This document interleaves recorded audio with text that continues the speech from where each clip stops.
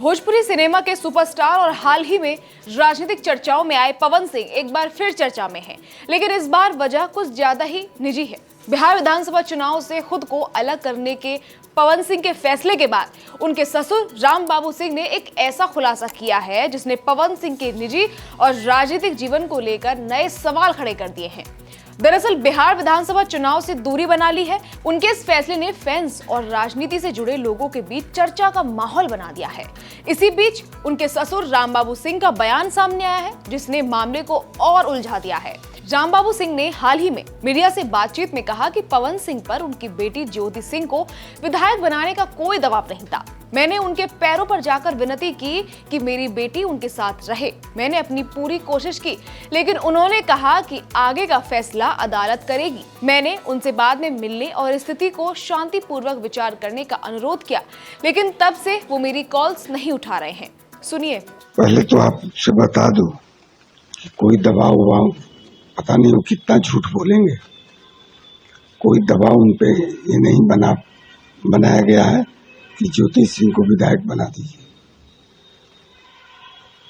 क्या ज्योति सिंह को विधायक बना सकते हैं? उनकी कोई अपनी पार्टी है तो कोई किस आधार पर बोलेगा कि आप ज्योति सिंह को विधायक बना दीजिए।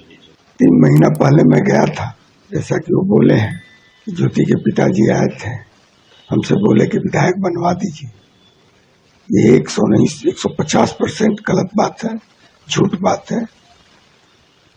इसी पे मैं कहना चाहता हूँ कि कितना आप झूठ बोलेंगे। झूठ का पुलिंदा लेकर ऊपर वाले ने ऊपर से नहीं आए थे। और मैं उनका गया था, असली बात तो बताया नहीं। उनका पैर पकड़ कर मैं रोया था कि बाबू मेरी इज्जत बचा लीजिए, मेरी बेटी को रखिए, सम्मान पूर्वक रखिए। आपके चुनाव में वो 3 रात 1 कर दी थी। तो बोले अब जो होगा कोर्ट से देखा जाएगा। फिर मैं कहा कि मैं 10 दिन बाद फिर आऊंगा, आप थोड़ा शांति दिमाग से ठीक से सोचकर और हमको बताइए। तब से मेरा फोन ही नहीं उठाते हैं। कई बार मिस कॉल किया हूँ, मोबाइल में है, कहेंगे आप लोग तो मैं दिखा लूंगा। फोन ही नहीं उठाते हैं, ना कोई जवाब, ना मैसेज। फोन का मैसेज भी किया हूँ कि फोन उठाइए बाबू, जरूरी बात करनी है, कुछ रिप्लाई नहीं। दरअसल लोकसभा चुनाव के दौरान जब पवन सिंह कराकट से निर्दलीय चुनाव लड़ रहे थे, तब ज्योति सिंह ने उनके लिए प्रचार किया था।